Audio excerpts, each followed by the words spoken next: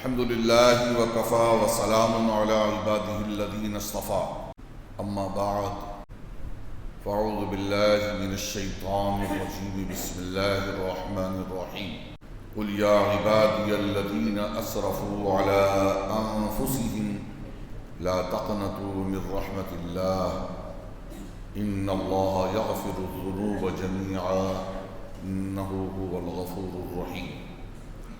صدق الله العظيم وصدق رسوله النبي الأمين المكين الكريم بارگاہ رسالت مآب صلی اللہ تعالی علیہ وآلہ وسلم میں عقیدت و احترام کے ساتھ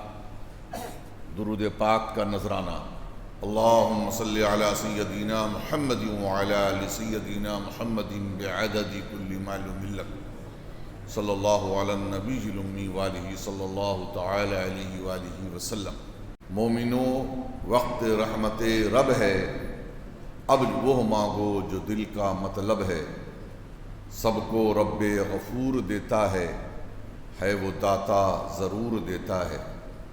رمضان المبارک کا یہ بابرکت رحمت اور مغفرت کا مہینہ چند لمحوں کے بعد، گھنٹوں کے بعد ہم سے رخصت ہونے والا ہے۔ ہم سب کو یہ اللہ تبارک و تعالی کی شان رحمانی سے امید رکھنی چاہیے کہ اس نے ہماری نیکیوں کو قبول فرمایا، ہمارے گناہوں کو معاف کیا اور ہم سب کو اپنی رحمت میں سے وافر حصہ عطا فرمایا۔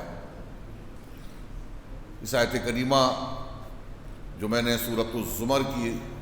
آیت نمبر 53 کی تلاوت کی ہے، اللہ پاک نے اس میں فرمایا ہے کہ اے میرے محبوب، آپ لوگوں سے کہیے کہ اے میرے بندو،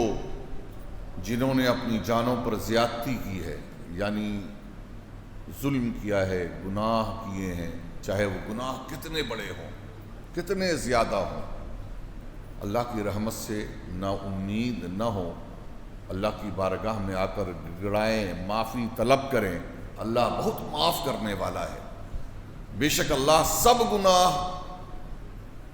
بخش دیتا ہے اور بے شک وہی بخشنے والا مہربان ہے۔ یقیناً کون بدقسمت مسلمان ہوگا کہ جس نے اس رمضان المبارک کے مہینے میں اپنے گناہوں کی اللہ سے معافی نہ مانگی ہو۔ اور میرے عزیزوں، میرے پیاروں، میرے محترم بزرگوں، اگر اب بھی ہمیں توبہ کی توفیق نہیں ملی ہے اور اپنی گناہوں پر ہم نے ندامت کے آنسو نہیں بہائے ہیں، تو ابھی وقت ختم نہیں ہوا، کچھ ساعتیں باقی ہیں، کچھ لمحے باقی ہیں، اور اس لمحے کو اور اس ساعت کو، ان اوقات کو قیمتی جانیں اور اب بھی اللہ تبارک و تعالی سے توبہ طلب کریں، معافی مانگیں۔ انشاءاللہ تبارک و تعالی اللہ اپنے بندے کو بہت معاف فرمانے والا ہے۔ مذکورہ آیت مبارکہ میں اللہ جل شانہ نے اپنے گنہگار، نافرمان، فاسق و فاجر اور سرکش بندوں کو مخاطب فرمایا ہے، جنہوں نے یہ سمجھ لیا تھا کہ ان کی مغفرت نہیں ہوگی اور وہ رحمت الہی عز و جل سے مایوس ہو گئے تھے، تو اللہ جل شانہ نے مندرجہ بالا ارشاد فرمایا، یعنی وہ اس کے گناہ بخشتا ہے جو توبہ کرے اور ظلم سے باز آ جائے اور برے افعال سے معافی طلب کرے، اور فرمایا انہ هو الغفور الرحیم، بے شک وہی بخشنے والا مہربان ہے، یعنی اس کے لیے غفور ہے جو توبہ کرے اور اپنے گناہوں پر ندامت کا اظہار کرے، اس کے لیے غفور ہے جو توبہ کرے اور ندامت کے آنسو بہائے۔ جو گناہ کرنے کے بعد جسے احساس گناہ بھی نہ ہو، جو اللہ کی بارگاہ میں آ کر اپنے گھٹنے بھی نہ ٹیکے، ہاتھ اٹھا کر اللہ کی بارگاہ میں ایک جملہ بھی نہ کہے اور اس کو کوئی احساس بھی نہ ہو، اس کے لیے نہیں، بلکہ اللہ اس کے لیے فرما رہا ہے جسے احساس گناہ ہے۔ یاد رکھیں، ایک ہوتا ہے گناہ کرنا اور احساس کا بھی نہ ہونا، یقیناً یہ بڑی خطرناک چیز ہے، لیکن اگر آپ کے اندر احساس باقی ہے اور گناہ کرنے کے بعد اور غلطیوں کے بعد احساس گناہ ہے، ندامت گناہ ہے، تو یقیناً یہ بہت بڑی بات ہے۔ یقیناً اللہ تبارک و تعالیٰ کی بارگاہ میں یہ بھی دعا کرنی چاہیے، میرے مولا ہمارے احساس کو تو مردہ نہ کر دینا، ہمارے احساس کو تو زندہ رکھنا کہ اس احساس ندامت کے ساتھ ہم تیری بارگاہ میں آئیں ہمیشہ اور گڑگڑاتے ہوئے معافی طلب کریں۔ تو عزیزان محترم، حضرت سیدنا ابن سیرین رحمۃ اللہ تعالیٰ علیہ فرماتے ہیں اس حوالے سے کہ حضرت سیدنا علی المرتضیٰ کرم اللہ تعالی وجہ الکریم نے ارشاد فرمایا کہ قرآن کریم میں کوئی آیت رحمت کے اعتبار سے مذکورہ آیت کریمہ سے بڑھ کر وسعت والی نہیں ہے۔ اتنی امید دلائی گئی ہے اللہ پاک نے اپنے گنہگار بندوں کو، اس سے بڑی وسعت والی کوئی آیت نہیں ہے۔ حضرت سیدنا اسماء بنت یزید سے مروی ہے کہ میں نے حضور علیہ السلام کو اس آیت مبارکہ کی تلاوت کرتے ہوئے سنا، قُلْ يَا عِبَادِيَ الَّذِينَ أَسْرَفُوا عَلَىٰ أَنفُسِهِمْ لَا تَقْنَطُوا مِن رَحْمَةِ اللَّهِ إِنَّ اللَّهَ يَغْفِرُ الذُّنُوبَ جَمِيعًا۔ پھر آپ صلی اللہ علیہ وسلم نے ارشاد فرمایا، اور اسے کوئی پرواہ نہیں، یعنی سب کے گناہ بخش دے تو بھی اسے کوئی پرواہ نہیں۔ اللہ کریم اگر اپنے سارے بندوں کے گناہ بخش دے تو بھی کوئی پرواہ نہیں۔ حضرت سیدنا عبداللہ ابن مسعود رضی اللہ عنہ کے مصنف میں ہے کہ ان اللہ یغفر الذنوب جمیعا لمن یشاء،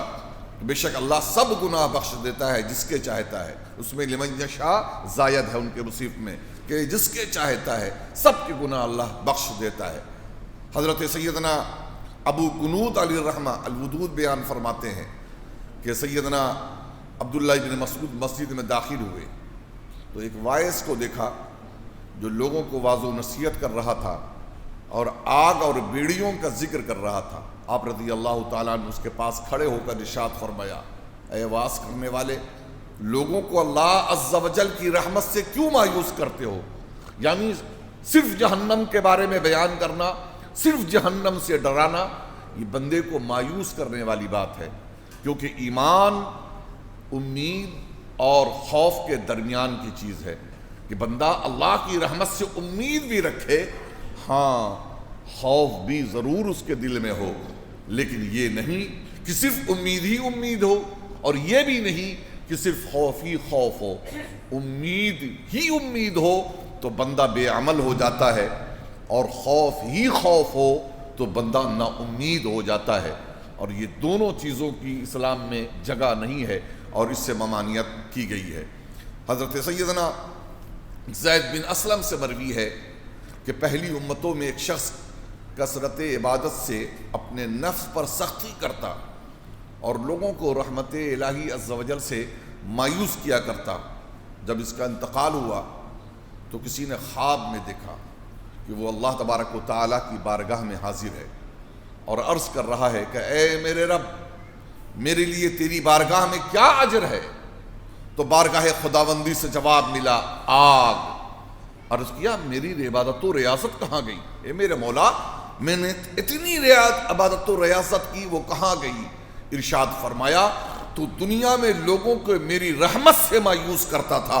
آج میں تجھے اپنی رحمت سے مایوس کر دوں گا۔ اللہ اکبر، اللہ اکبر۔ اس لیے اللہ کی رحمت سے امید لگانی چاہیے، لو لگانا چاہیے۔ ہم بھی اللہ کی رحمت سے امید لگاتے ہیں۔ میرے مولا، ہم گناہوں کے پتلے ہیں، گناہوں میں لتھڑے ہوئے ہیں،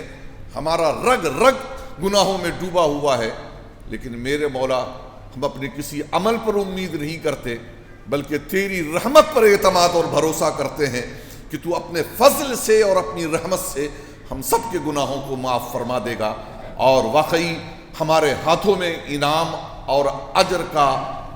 جو ہے وہ تحفہ عطا فرمائے گا، اور حقیقی معنوں میں آج کے شب تو ہمیں عیدی عطا فرمائے گا۔ اے انسان، اگر اللہ عز و جل تجھے اپنی بارگاہ میں معافی سے مایوس کرنے کا ارادہ فرما لے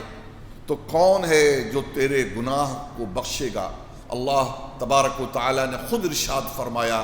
وَمَن يَغْفِرُ الذُّنُوبَ إِلَّا اللَّهُ، اور پھر اپنے وسیع عفو و کرم کے پیش نظر فرمایا، إِنَّ اللَّهَ يَغْفِرُ الذُّنُوبَ جَمِيعًا، بے شک اللہ سب گناہ بخش دیتا ہے۔ حضرت سیدنا ابن عباس سے مروی ہے کہ کہ اللہ کے محبوب صلی اللہ تعالیٰ علیہ وسلم نے وحشی کی طرف ایک قاصد بھیجا۔ جانتے ہیں وحشی کون ہے؟ وحشی وہ ہے جو حضور علیہ السلام کے بڑے پیارے چچا جان، سگے چچا جان حضرت حمزہ بن عبد المطلب کو نیزہ مارا تھا اور آپ کو شہید کیا تھا۔ وہ سید الشہداء حضرت سیدنا امیر حمزہ کو شہید کرنے والے شخص کا نام وحشی ہے۔ اللہ اکبر، اللہ اکبر۔ اللہ کے رسول اسے قاصد بھیج کر کے دعوت اسلام دے رہے ہیں۔ جب وحشی کو پیغام ملا تو عرض کیا، اے محمد صلی اللہ علیہ وسلم، آپ مجھے کیسے دعوت اسلام دے رہے ہیں؟ حالانکہ آپ تو فرماتے ہیں کہ جس نے کسی جان کو قتل کیا یا شریک ٹھہرایا یا زنا کیا، قیامت کے دن اس کے لیے عذاب دگنا کر دیا جائے گا اور وہ ہمیشہ اسی میں رہے گا۔ میں نے تو یہ سب کام کیے ہیں، قتل بھی کیا، میں نے زنا بھی کیا ہے، کون سا جرم ہے جو میں نے نہیں کیا؟ میں شرک میں ڈوبا ہوا رہا، معبودان باطل کی پرستش میں کرتا رہا، تو پھر یہ میں نے تو سب کام کیے ہیں، میرے لیے کوئی رخصت کیا؟ اللہ عز و جل نے یہ آیت مبارکہ نازل فرمائی۔ وحشی نے یہ کہا ہے اور حضور کے جواب دینے سے پہلے جبریل امین تشریف لے آئے اور پھر اللہ کے پیارے رسول صلی اللہ تعالی علیہ وسلم کو یہ آیت کریمہ سنائی، اور حضور نے یہ آیت وحشی کو سنائی، کیا؟ اِلَّا مَن تَابَ وَآمَنَ وَعَمِلَ عَمَلًا صَالِحًا، مگر جو توبہ کر لے اور ایمان لائے اور اچھا کام کرے، اللہ تبارک و تعالیٰ اسے معاف فرما دے گا۔ حضور نبی پاک صلی اللہ تعالی علیہ وسلم نے بذریعہ قاصد یہ آیت مبارکہ وحشی اور اس کے دوستوں کی طرف بھیجی۔ اس نے عرض کی، یہ شرط بہت سخت ہے، ممکن ہے میں اس پر عمل نہ کر سکوں، اس کے علاوہ بھی کوئی رخصت ہے؟ تو اللہ تبارک و تعالیٰ نے یہ آیت مبارکہ نازل فرمائی، ان اللہ لا یغفر ان یشرک بہ ویغفر ما دون ذلک لمن یشاء، بے شک اللہ اسے نہیں بخشتا کہ اس کے ساتھ کفر کیا جائے، اور کفر سے نیچے جو کچھ ہے وہ اللہ تبارک و تعالیٰ معاف فرما دیتا ہے۔ صدر الافاضل حضرت سید محمد نعیم الدین صاحب مراد آبادی رحمۃ اللہ تعالی علیہ تفسیر خزائن العرفان میں اس آیت مبارکہ کے تحت فرماتے ہیں کہ معنی یہ ہے کہ جو کفر پر مرے اس کی بخشش نہیں ہے، اس کے لیے ہمیشگی کا عذاب ہے، اور جس نے کفر نہ کیا اور وہ گناہ کتنا ہی گناہ گار ہو، کتنا ہی بڑا گناہ گار ہو، مرتکب کبائر ہو اور بے توبہ بھی مر جائے تو اس کے لیے خلود نہیں ہے، یعنی ہمیشہ ہمیشہ کے لیے نہیں ہے، اس کی مغفرت اللہ کی مشیت میں ہے، چاہے معاف فرمائے یا اس کے گناہوں پر عذاب کرے، پھر اپنی رحمت سے جنت میں داخل فرمائے۔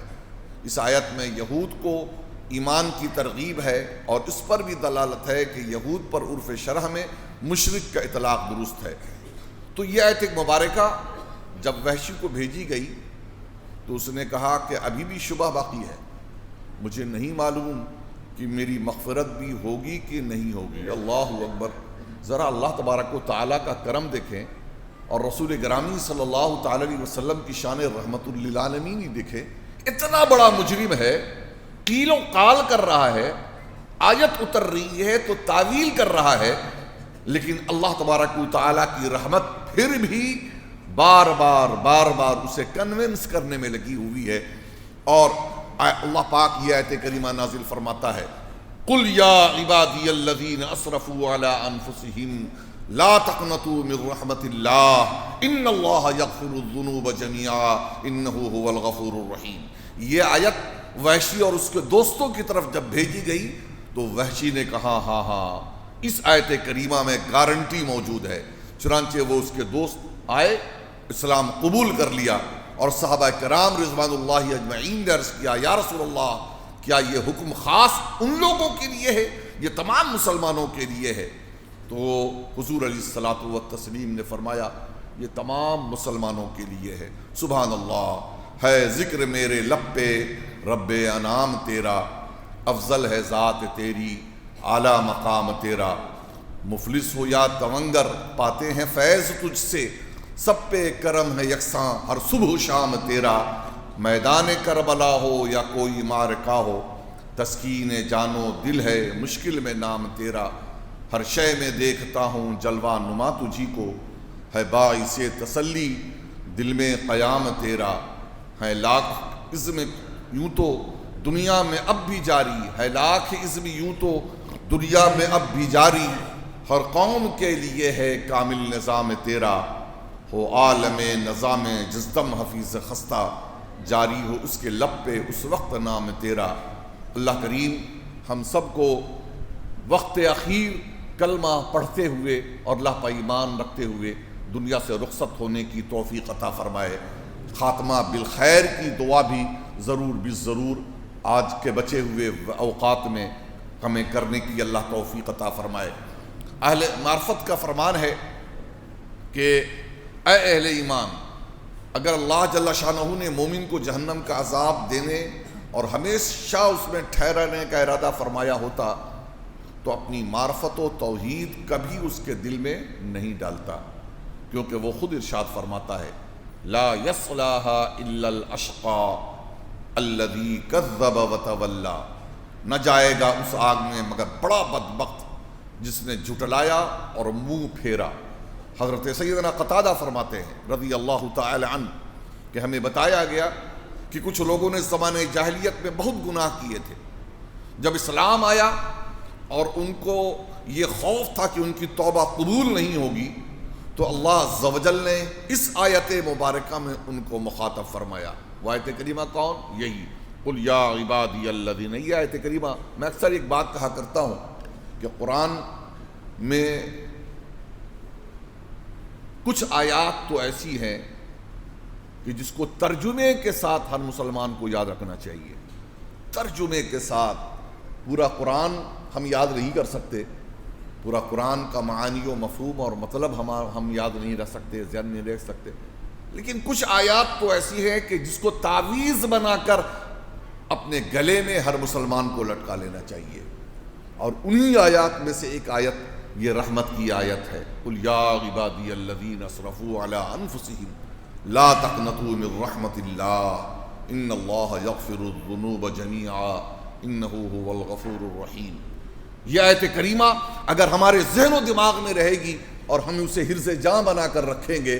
تو کبھی اللہ کی رحمت سے ہم مایوس نہیں ہوں گے، ہم اللہ کی طرف رجوع کا جذبہ ہمارے اندر رہے گا، ہم یقیناً گناہوں کے بعد اللہ کی بارگاہ میں ندامت کے آنسو بہائیں گے، ہم اللہ سے امید رکھیں گے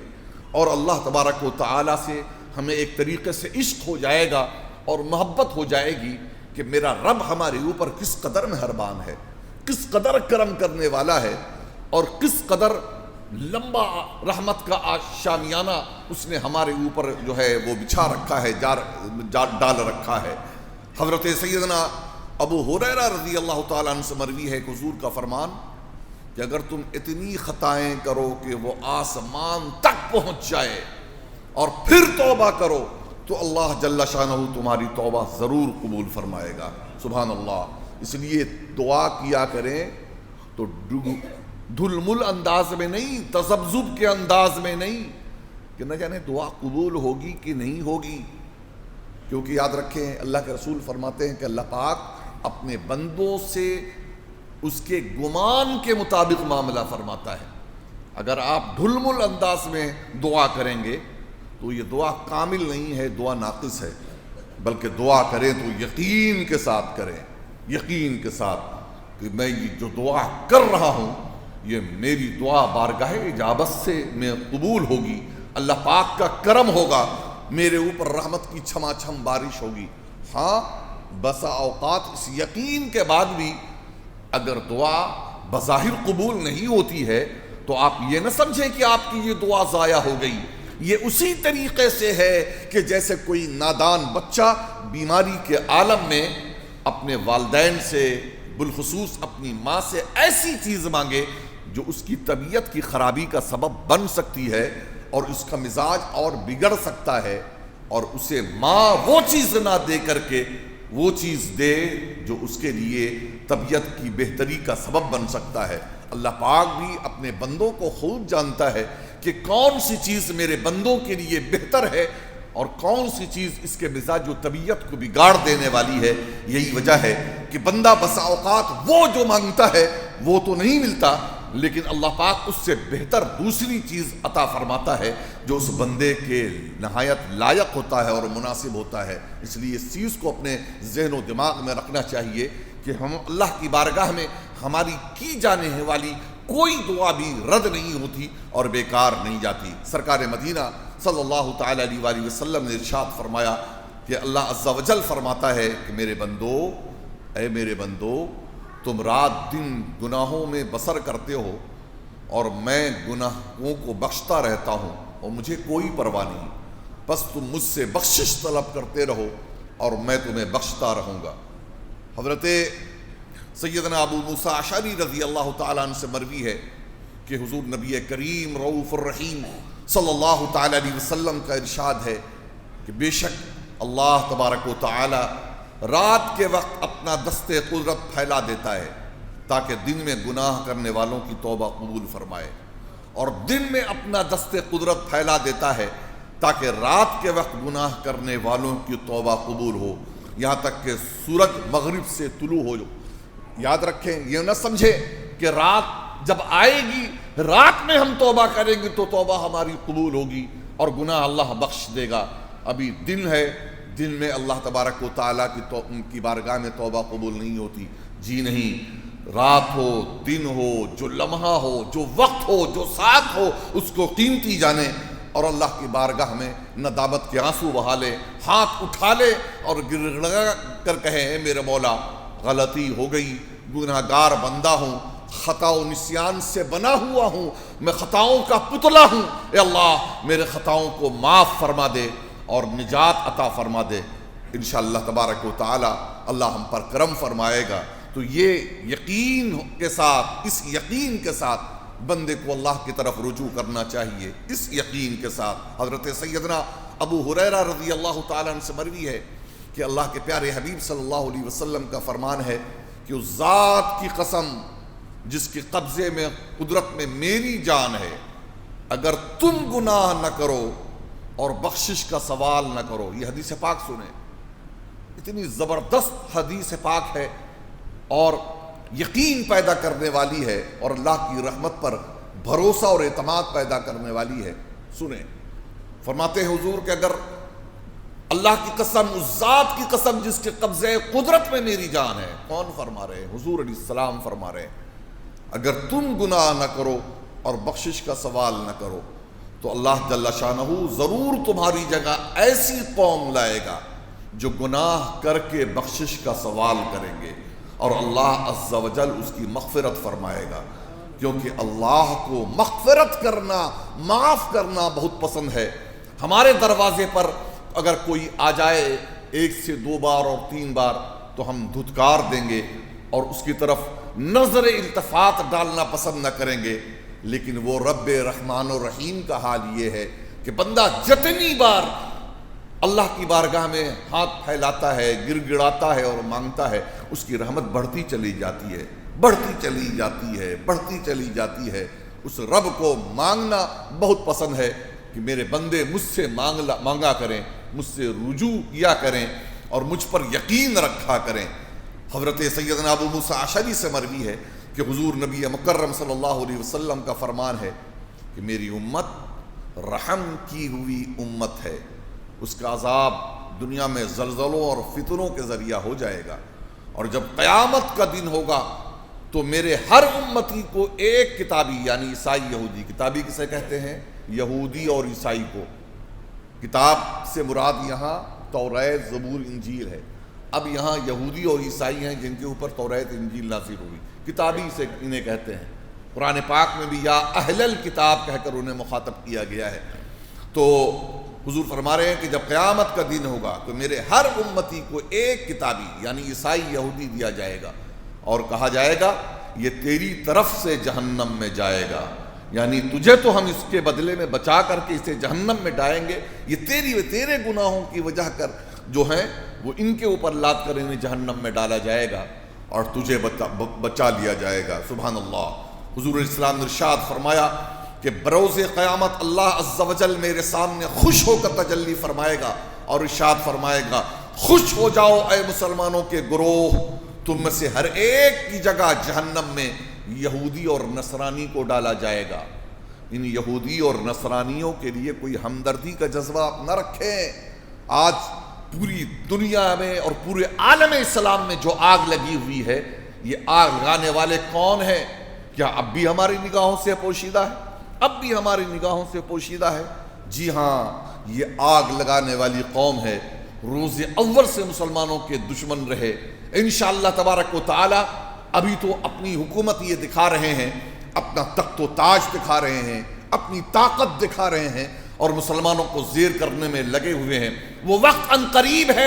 ہے کہ جب حضرت امام مہدی آسمان دنیا سے زمین پر نازل ہوں گے اور حضرت عیسیٰ علیہ السلام کے ساتھ مل کر کے ان یہودیوں اور ان نصرانیوں کا جو سچے ایمان والے ہوں گے، ذرا سا اللہ تبارک و تعالیٰ جن پر فضل فرمائے گا تو وہ حضرت عیسیٰ علیہ السلام کے ہاتھ پر وہ عیسائی رجوع کر لیں گے اور حقیقی اسلام، اسی اسلام کو وہ قبول کریں گے۔ اور جن کی قسمت میں اور مقدر میں ازلی بدبختی لکھی ہوگی وہ مقابلہ آرائی کریں گے، اور تو پھر حال یہ ہوگا کہ ان کی نوبت یہ آئے گی کہ اس طریقے سے مارے جائیں گے، اس طریقے سے مارے جائیں گے کہ کہیں چھپنا بھی چاہیں گے تو وہ بچ نہ سکیں گے۔ آج ایران کہہ رہا ہے عربوں سے کہ تم بتاؤ کہ دبئی میں، قطر میں، بحرین میں، سعودی میں کہاں امریکی چھپے ہوئے ہیں، کہاں اسرائیلی چھپے ہوئے ہیں، بتاؤ۔ ہم اسی جگہ ٹارگٹ کرنا چاہتے ہیں، ہم نہیں چاہتے ہیں کہ مسلمانوں کا خون بہے، لیکن وہ بتانے کے لیے تیار نہیں ہے۔ وہ وقت آئے گا کہ جب یہ چھپیں گے لیکن اس وقت بھی بچ نہیں سکیں گے، کسی درخت کے پیچھے چھپیں گے، درخت کو اللہ زبان عطا فرمائے گا اور وہ درخت کہے گا کہ میرے پیچھے ایک یہودی کا بچہ چھپا ہوا ہے۔ وہ کسی پتھر کے پیچھے چھپیں گے، اللہ اس پتھر کو قوت گویائی عطا فرمائے گا اور وہ پتھر کہے گا کہ میرے پیچھے ایک یہودی چھپا ہوا ہے، اور اس طریقے سے چن چن کر ان بدبختوں کو کیفر کردار تک پہنچایا جائے گا۔ اور اس بھارت کی دھرتی میں جو ان کے چٹے بٹے ہیں اور جو ان کے غلامی کر رہے ہیں، انشاءاللہ تبارک و تعالی وہ دن بھی آئے گا جب ان کو بھی وہ دن دیکھنا پڑے گا۔ میرے عزیزو، ہمیں ہمت و حوصلہ نہیں ہارنا ہے۔ شہادت مسلمانوں کی زندگی کا شیوا رہا ہے، ہر زمانے میں مسلمانوں نے شہادتیں دی ہیں، قربانیاں دی ہیں، آزمائش اور ابتلا سے ہمیں گزرنا پڑا ہے، روز اول سے ہماری تاریخ یہی ہے۔ اس لیے آج بھی اگر ہمیں شہادتیں دینی پڑ رہی ہیں، آزمائشوں سے گزرنا پڑ رہا ہے، ابتلا کا سامنا کرنا پڑ رہا ہے، تو گھبرانے کی ضرورت نہیں ہے۔ ساری نعمت چھننا ہے چھن جائے، حکومت چھنتی ہے چھن جائے، پرواہ نہیں ہے۔ گھروں پر بلڈوزر چلتا ہے چل جائے، پرواہ نہیں ہے۔ ہمیں جیلوں میں ڈال دیا جاتا ہے، ڈال دیا جائے، پرواہ نہیں ہے۔ مقدمات میں پھنسا دیا جائے، پرواہ نہیں ہے۔ ہم سب کچھ کا سودا کر سکتے ہیں لیکن ایمان کا سودا نہیں کر سکتے ہیں۔ ایک مومن اور مسلم کے لیے ایمان سے بڑھ کر کوئی چیز نہیں ہے۔ اس لیے بچے ہوئے لمحات میں اور آج کی شب میں جو بہت قیمتی ہے، اس میں بھی ایمان کی دعا کریں۔ اے اللہ، مجھے ایمان کی محبت عطا فرما، ایمان کی قدر و قیمت عطا فرما، ایمان کی پختگی عطا فرما، ایمان کے ساتھ دنیا میں رکھ اور خاتمہ بالخیر فرما۔ کچھ رہے نہ رہے پر دعا ہے مولا، نزا کے وقت سلامت میرا ایمان رہے۔ اللہ کریم ہم سب کو ایمان کے ساتھ دنیا میں رکھے اور ہم سب کا خاتمہ بالخیر فرمائے۔ وآخر الدعوانا ان الحمد للہ رب العالمین۔